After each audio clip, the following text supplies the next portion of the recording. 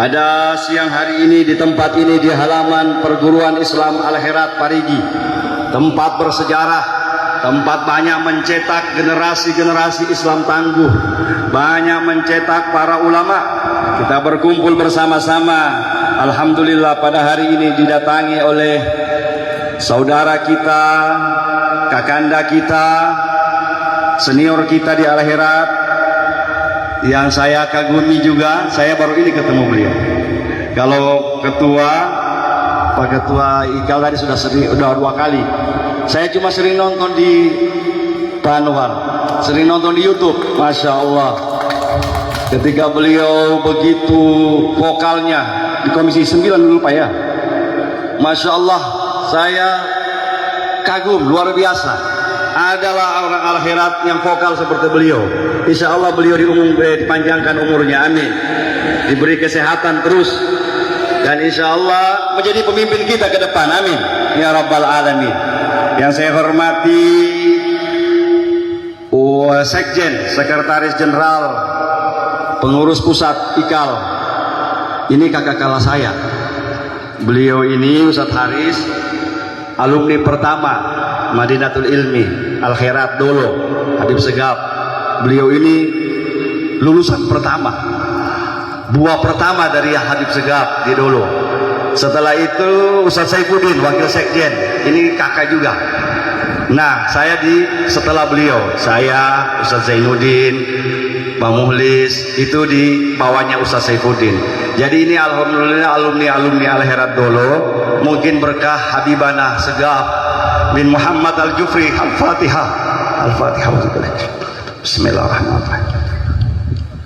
Al-Habibana Segaf bin Muhammad bin Salim Al-Jufri telah menyiarkan kepada kita bahwasanya Al-Herat adalah tempat untuk kita mengabdi.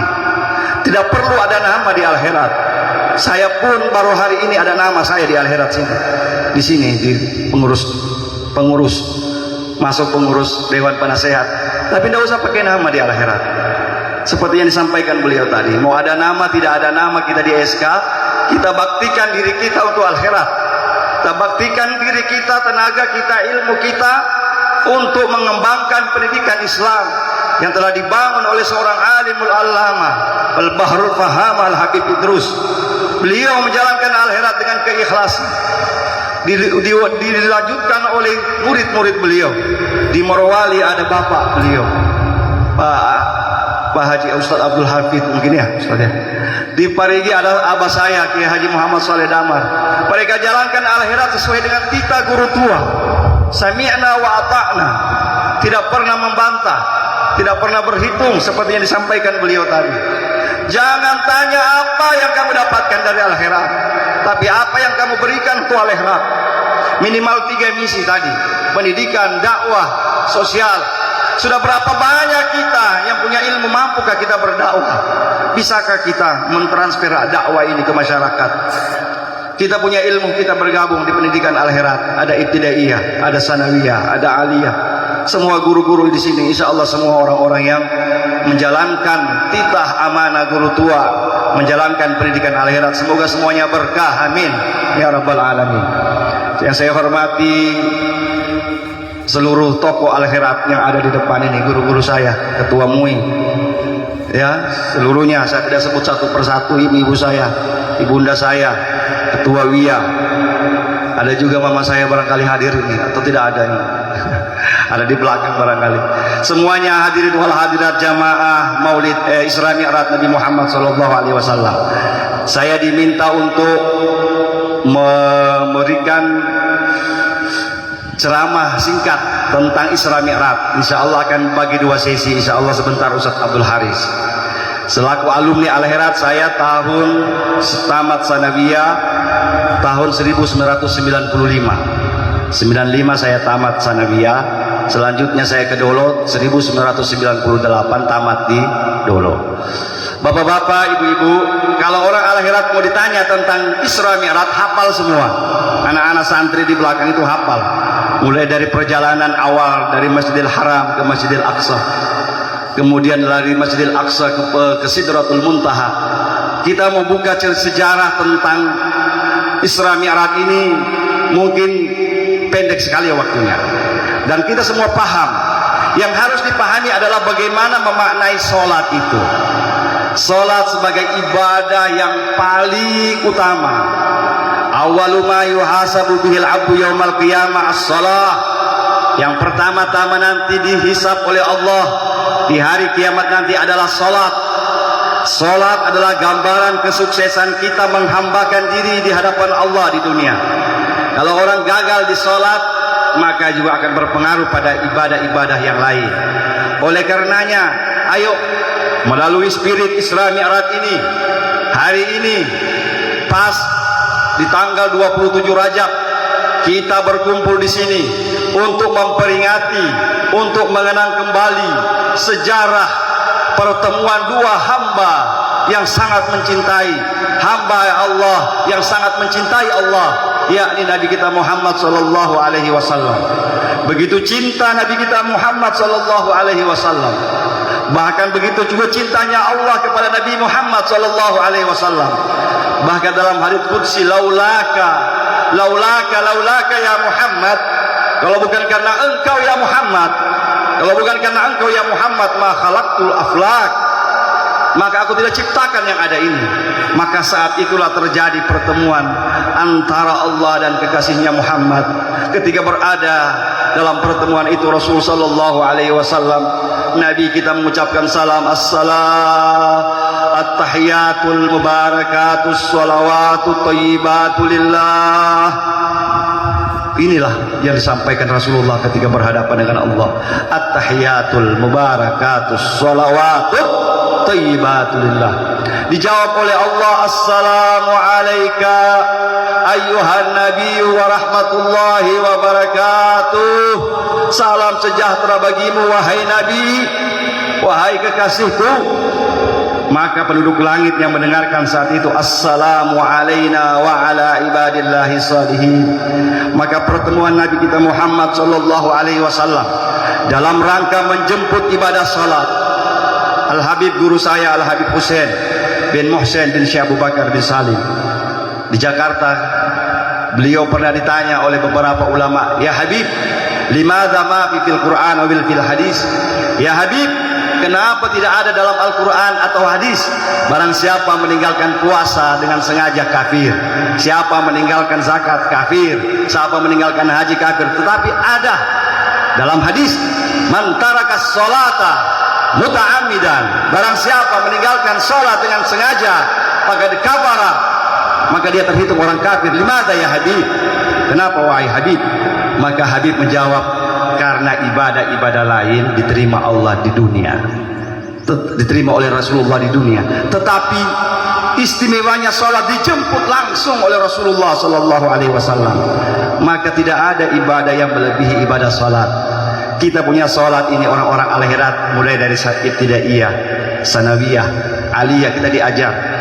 Bahkan ada kitab khusus, kitab fikih, babus sholat, kita diajarkan faraidus sholat, sunanus sholat, bahkan hayatus sholat, abadus sholat, kita sudah diajarkan semua. Cuma yang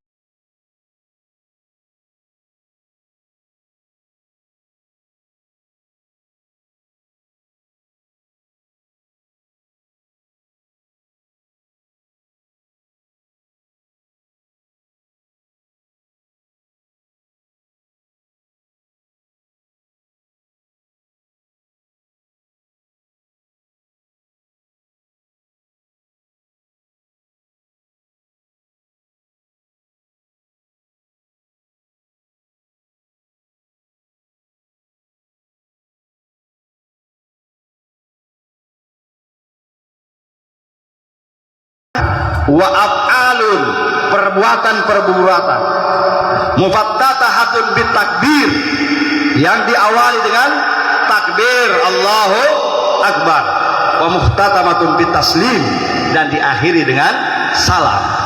Mampukah kita mulai dari takbiratul ihram sampai salam menghadirkan Allah dalam hati kita, dalam pikiran kita, dalam perbuatan kita?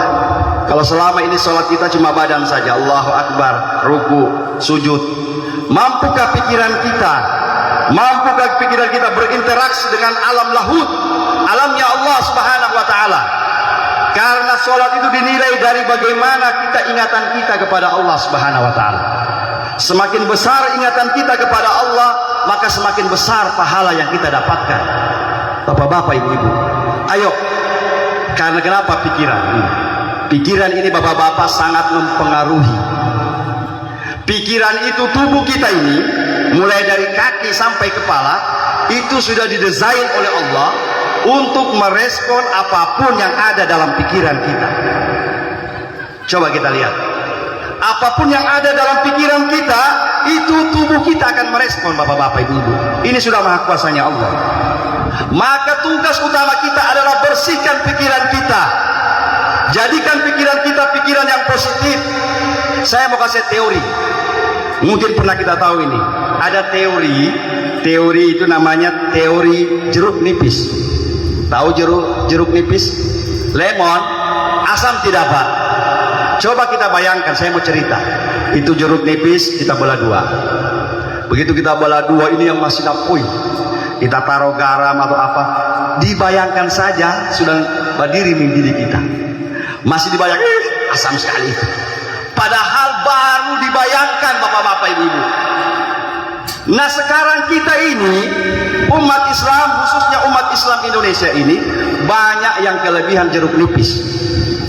Tak lebih lemon.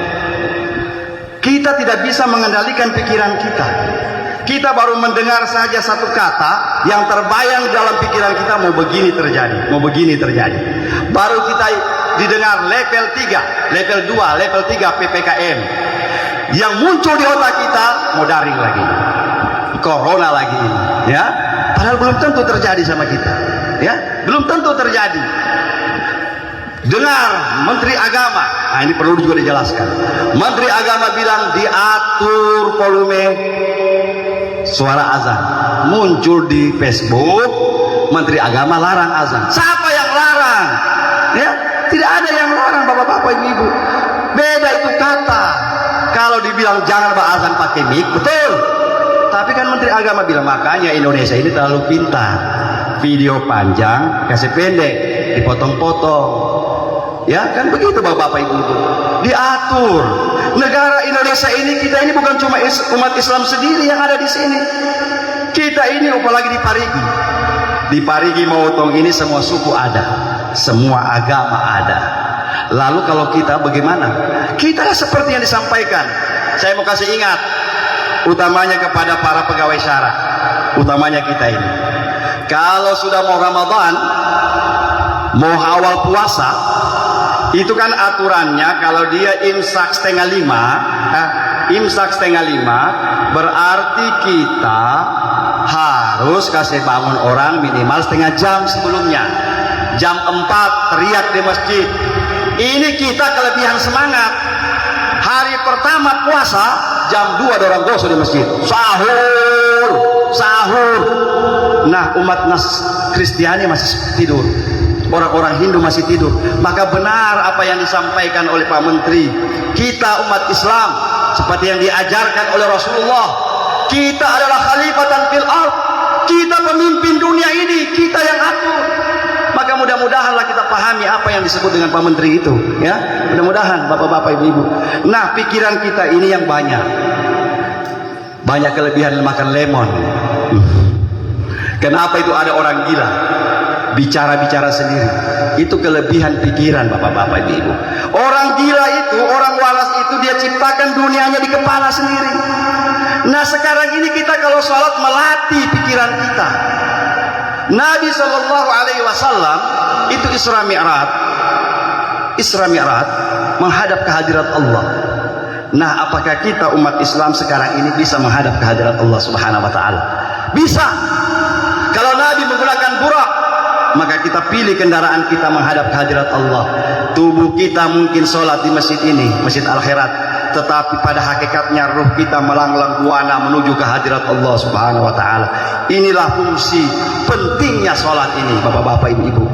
Oleh karenanya orang Al-Khairat tidak usah diajar sholat. Orang Al-Khairat semua jago sholat semua, amin ya rabbal alamin. Kalau ada bolong-bolong satu-satu. Kuncinya sholat seperti yang disampaikan tadi, ya. beliau ini bisa sukses, saya yakin dan percaya satu, taat pada orang tua. Tidak ada orang sukses di dunia ini. Coba tanya bapak-bapak ibu-ibu, coba tanya. Seingat saya punya umur sekarang 43. Beliau ini Pak Anwar Hapid orang kedua tokoh nasional yang sampai di sini, 3 kalau nggak salah. Yang pertama seingat saya Bapak Ketua Yayasan Al-Khairat Pak Fadil Muhammad. Nah, beliau hari ini menginjakkan kakinya. Subhanallah. Kita yakin dan percaya beliau bisa seperti ini, bisa sukses seperti ini karena ketaatannya kepada kedua orang tuanya.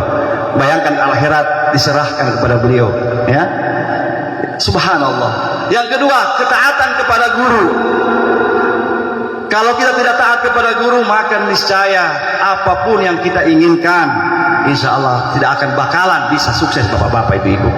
Mudah-mudahanlah dengan kedatangan beliau Pak Anwar Hapid sebagai legislator yang dari nasional mewakili suara kita Provinsi Sulawesi Tengah, mudah-mudahan beliau bisa memberikan pencerahan, membuat kita lebih termotivasi bagaimana mengembangkan Al-Khairat, bagaimana mengembangkan pendidikan, dakwah, khususnya yang ada di Parigi Motong. Yang sekarang ini yang banyak bergerak itu betul sudah disampaikan beliau. Ibu-ibu Bia sekarang, ya, ada ketuanya. Nah sekarang ini yang kurang bergerak pria Islam Al-Khairat. Kalau makan kue pia ada orang jago. Tapi kalau bergerak, mudah-mudahanlah semenjak tadi dikukuhkan oleh Pak Sekjen bersama HPA, bersama WIA dulu begitu. Seingat saya almarhum Abah itu kalau turun ke kampung-kampung, ke kecamatan-kecamatan dia bawa semua. WIA-nya dia bawa, HPA-nya dia bawa, IKAL dia bawa. Kita bikin seperti ini lagi Bapak-bapak Ibu. Satu kali jalan misalnya Komda Al-Khairat Parigi ada undangan di Mautong. Yuk semua ikut mewakili. Mudah-mudahan sampai di sana Komda urus Al-Khairat, WIA urus Ibu WIA, HPA ikut urus HPA. Mudah-mudahan kalau begini insya Allah Al-Khairat kita di Parigi ini besar sama dengan di Morowali. Cuma sekarang mohon maaf, kita harus akui kita kalah jauh dengan Al-Khairat Morowali sekarang ini. Subhanallah. Tepuk tangan untuk Pak Ketua Komda. Mudah-mudahan beliau oleh Allah Subhanahu wa taala bisa menularkan kesuksesan beliau ini ke daerah-daerah, memberikan tips-tips bagaimana mengembangkan Al-Khairat, ya, bagaimana mengembangkan ini insyaallah. Bapak-bapak, ibu-ibu, tidak panjang-panjang ceramah, ya, karena ada lagi Pak Sekjen, ini mau jam 12. Intinya ketika sholat, jadikanlah sholat ini sebagai benteng kita. Aqimis sholat, dirikan sholat, insya Allah dengan sholat yang rutin, dengan sholat yang tekun, dengan sholat yang sesuai syariat, mudah-mudahan Allah berikan kepada kita kesuksesan dunia dan kesuksesan akhirat. Sebagai orang yang tinggal di kompleks ini, ya, mengucapkan terima kasih kepada kakanda saya Bapak Anwar Hapid yang sudah datang ke tempat ini. Semoga dengan kedatangan beliau di tempat ini seperti yang saya sampaikan tadi memberikan berkah buat kita semua. Amin ya rabbal alamin. Demikian dari saya, insya Allah akan dilanjutkan ceramah oleh Pak Sekjen. Akhirul kalam, wallahul musta'an. Wassalamualaikum warahmatullahi wabarakatuh.